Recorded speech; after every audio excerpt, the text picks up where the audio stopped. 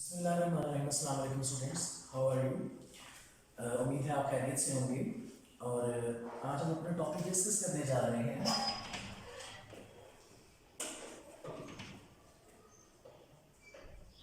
Topic students, हमारा topic है relative abundance of isotopes.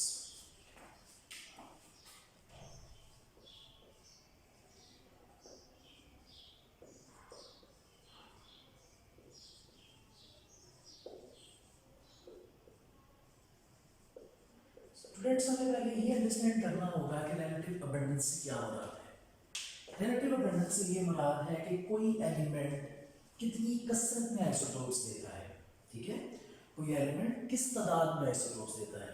जिस तरह से स्टूडेंट्स ने अभी पढ़ा, अभी हमने अपने वेरी लास्ट लेक्चर में बात की और यही बात की हमने कि जो ऑक्सीजन है वो हमें 3 आइसोटोप्स देता है, निकल हमें 5 आइसोटोप्स देता है, कैल्शियम 6, जबकि पैलेडियम भी 6, और कैडमियम की बात करें वो 9 और टिन हमें 11 आइसोटोप्स देता है। तो ये क्या है स्टूडेंट्स, ये आपके पास रिलेटिव अबंडेंस है कि किस कसरत के साथ कोई एलिमेंट हमें आइसोटोप्स देता है।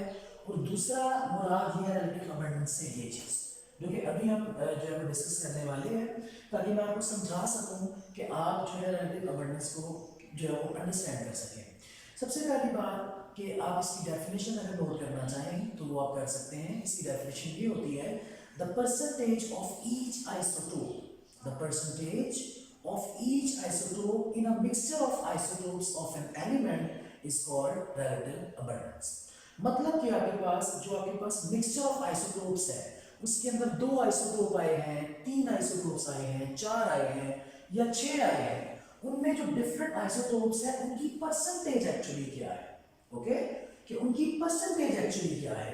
तो सबसे पहले हम जो है वो देखेंगे, मैंने एग्जांपल के तौर पे यहाँ पे एक जो है वो ग्राफ नुमा जो है वो ड्रॉ किया है।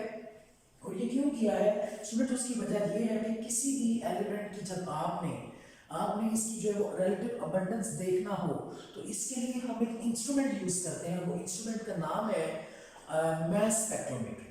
क्या नाम है? Mass spectrometry. और मास स्पेक्ट्रोमेट्री एक इंस्ट्रूमेंट है, इसकी मैं डेफिनेशन लिख देता हूं आपको। मास spectrometry is an instrument which is used to measure exact masses of different isotopes present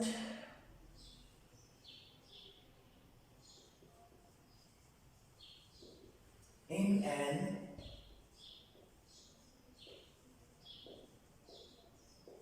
element। ठीक है, मतलब कि मास स्पेक्ट्रोमेट्री इंस्ट्रूमेंट है जिसको हम यूज करते हैं मेजर करने के लिए exact message of different isotopes के। डिफरेंट आइसोटोप्स के हमारे पास मैसेज क्या है, ये चीज। अगर हमारे पास किसी चीज के 3 आइसोटोप्स आए या 2 आए तो किस मैस के लिहाज से स्टूडेंट्स वो आए?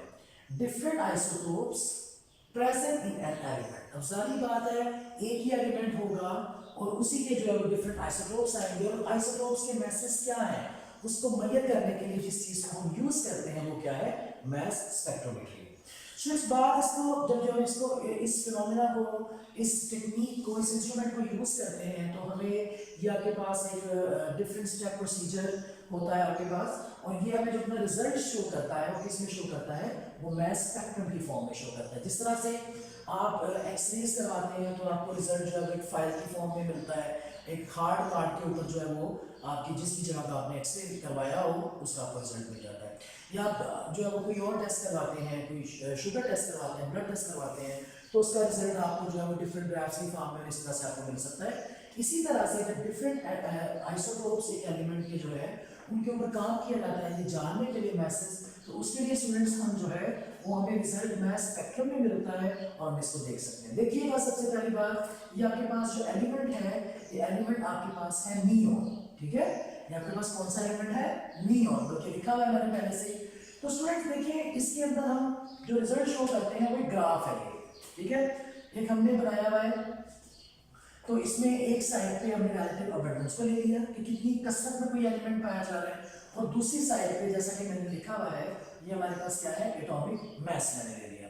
तो स्टूडेंट्स इसके अंदर आपके पास नियॉन के जो आइसोटोप्स हैं वो 3 हैं। The first one is this neon 20, the second one is this neon 21 और the third one is this neon 22। ये आइसोटोप्स हैं, जैसा कि हमने पढ़ा, दोबारा बात कर लेते हैं, रिवाइज भी हो जाएगा आपका कि isotopes are those which have same atomic number. जैसा कि आप यहाँ देख रहे हैं, सबका एटॉमिक नंबर 10 है, इसका भी 10, इसका भी 10 और इसका भी 10। Students okay.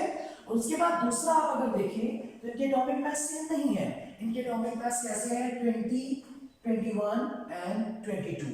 अब इसमें जो चीज हमने फाइंड करनी थी वो किसकी मदद से करनी थी? मास स्पेक्ट्रोमेट्री की मदद से, कि किस किस परसेंटेज में ये पाया जा रहा है। अगर आप स्टूडेंट्स देखें तो आपके पास नियॉन 20 90.92% में पाया जा रहा है, मतलब कि ये इसकी अबंडेंस इतनी है 90.92%। कि अगर आपके पास नियॉन जो है वो 3 आइसोटोप देता है तो उसका बड़ा हिस्सा कौन सा आइसोटोप होता है? नियॉन 20। अगर आप स्टूडेंट्स नियॉन 21 देखें तो ये कितनी परसेंटेज दे रहा है? 0.251, 0.251, जो कि बहुत कम है। तो आपके पास नियॉन 21 जो है उसकी अबंडेंस जो है वो ये है। इसी तरह से आप नीचे देख रहे हैं एटॉमिक मास लिखा हुआ है 22। स्टूडेंट्स अगर आप इसकी बात करें तो नियॉन 22 आपको दे रहा है 8.82%।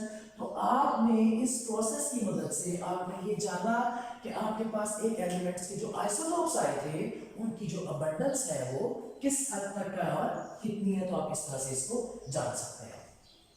उसके बाद स्टूडेंट्स देखिएगा, हम जो है वो कुछ बात करते हैं लिमिट्स और कैलकुलेशंस की। अगर आप बात करें अकरेंस ऑफ आइसोटोप्स की, अकरेंस का मतलब कि पाए जाना, जो रूबा होते हैं, तो आपके पास ऑलमोस्ट जो है वो कुदरती तौर पे पाए जाने वाले जो नंबर ऑफ आइसोटोप्स हैं वो कितने हैं? वो स्टूडेंट्स हैं 280 अकर इन नेचर। जो आपके पास कुदरती तौर पर पाए जाते हैं वो कितने हैं? 280। इसमें से स्टूडेंट्स जो आपके पास 40 हैं, इनमें से 40 जो है वो आपके पास क्या है? वो रेडियो एक्टिव है। 40 रेडियो एक्टिव है।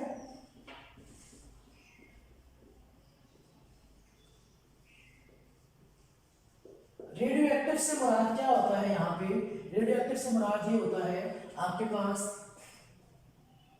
The spontaneous emission of radiations। थोड़ा इसको ये समझना होगा कि ये spontaneous emission of radiations क्या होता है। ये मैंने आपको एक बेसिकली रेडियो एक्टिविटी की जो है वो एक शॉर्ट सी डेफिनेशन बताई। देखिए, स्पॉन्टेनियस हर वो काम है जो खुद ब खुद हो जाता है, जो खुद ब खुद हो जाता है। जिसमें आप एग्जांपल ले सकते हैं। देखिए, आप सूरज को सुबह निकालने के लिए तो नहीं उठते, ठीक है, आप तो खुद उठ जाए काफी है। तो इसमें ये है, आप बारिश तो नहीं करते, आप दिन को रात और रात में दिन तो नहीं बदलते। ये सारे के सारे काम जो मैं बता रहा हूं ये नेचुरल है, ये कुदरती है, और कुदरत इसको कर रही है, हम नहीं कर रहे। ये वो काम है जो खुद ब खुद होते चले जा रहे हैं। और ऐसा कोई भी काम जिसको किसी किस्म की आउटसाइड असिस्टेंस की जरूरत नहीं होती, किसी किस्म की बाहरी मदद की जरूरत नहीं होती, और उस बाहरी मदद के बगैर खुद ब खुद होते ही चला जाता है, उसको कहते हैं स्पॉन्टेनियस एमिशन। मतलब ये हुआ कि 280 आपके पास नेचुरली पाए जा रहे थे, इनमें से 40 रेडियो एक्टिव थे, 40 रेडियो एक्टिव थे। मतलब कि वो खुद ब खुद डिके हो जाएंगे। डिके मीन टूट जाना, डिसइंटीग्रेट हो जाना, डिसोसिएट हो जाना, या रेडियो एक्टिविटी शो करना। ये चारों वर्ड्स का एक ही मतलब है। उसके बाद स्टूडेंट्स अगर हम देखें तो हमारे पास there are 300 isotopes, there are 300 isotopes, जो कि क्या होते हैं आपके पास? अनस्टेबल फॉर्म में होते हैं। अनस्टेबल फॉर्म में होते हैं कितने? 300। अब स्टूडेंट्स देखें अनस्टेबल फॉर्म में है तो ये कभी भी डिसइंटीग्रेशन या जिसको रेडियोएक्टिविटी है ये शो नहीं करेंगे, ठीक है।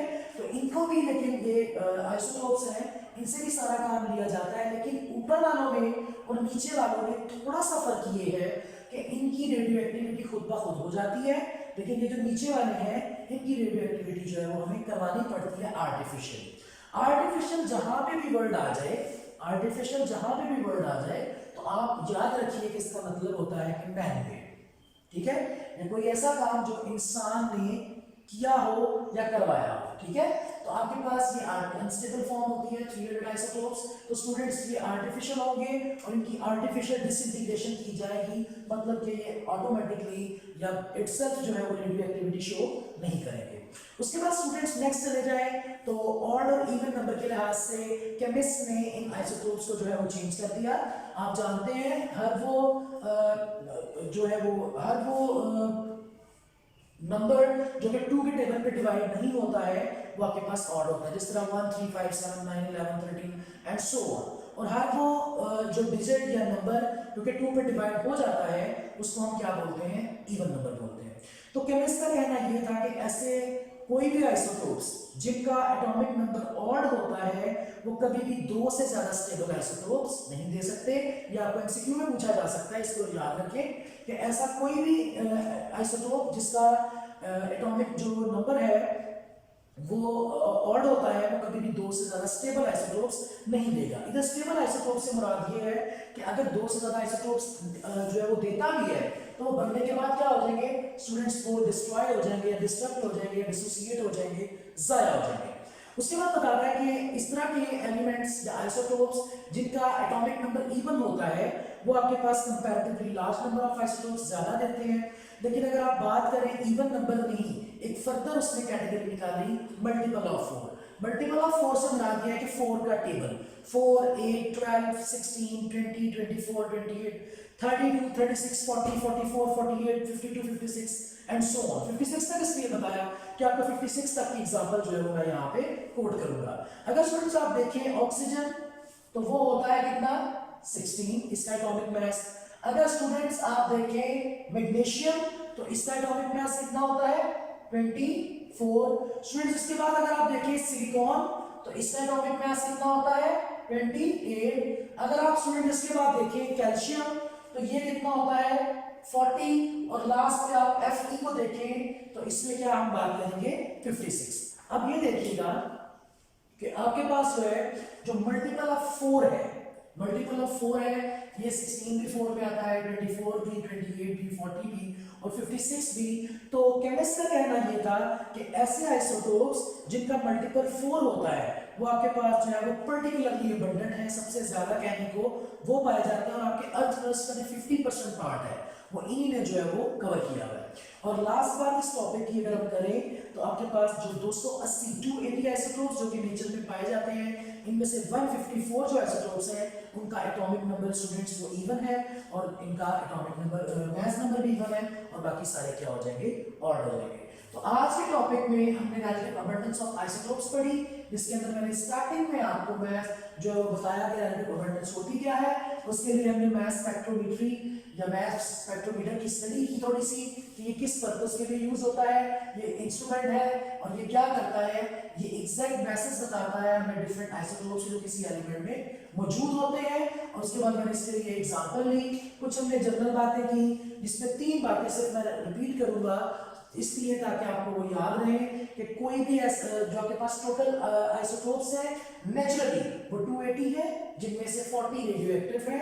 रेडियोएक्टिविटी क्या होता है, spontaneous emission of radiation. 300 unstable artificial disintegration required है जिनके एटॉमिक नंबर ऑड हैं, वो लेस अबंडेंट होते हैं, 2 से ज्यादा स्टेबल आइसोटोप नहीं दे पाते, और जिनके एटॉमिक नंबर्स इवन है, ठीक है, वो कंपैरेटिवली ज्यादा अबंडेंटली जो आइसोटोप्स देते हैं, और जिनके atomic number multiple of 4 show करते हैं सबसे ज्यादा वो पाए जाते हैं। स्टूडेंट्स अपना ख्याल रखिए, अपने इस टाइम को यूटिलाइज कीजिए। हम जो है हमारी कोशिशें आपके साथ हैं ताकि आप जो है वो घर पे जो है वो टाइम दें इसको। अपना डेली लेक्चर जो आप सुनते हैं उसको मेमोराइज करें, उसको याद करके लिखें। किसी किस्म का कोई क्वेश्चन जो है वो आप पूछना चाहें तो आप जरूर पूछें, आपको उसका जरूर जवाब मिलेगा। अगर आपके पास बुक्स नहीं है तो आप इसको गूगल से डाउनलोड कर सकते हैं। अगर आपके पास गूगल से आपको नहीं मिलती है तो इसका आसान हल जो है वो ये है कि एंड्रॉयड फोन जो होता है उसके प्ले स्टोर में जाके आप वहाँ पे लिखें केमिस्ट्री फर्स्ट ईयर बुक, तो आपको सामने वो बुक मिल जाएगी। आप वहाँ से जो है वो इन चीज़ों को, क्योंकि आपने यही बुक पढ़नी है और उसी से हम आपकी तैयारी करवा रहे हैं, तो आप इसकी स्टडी कर सकते हैं। Thank you very much. अपना ख्याल रखिए। Stay home, stay safe.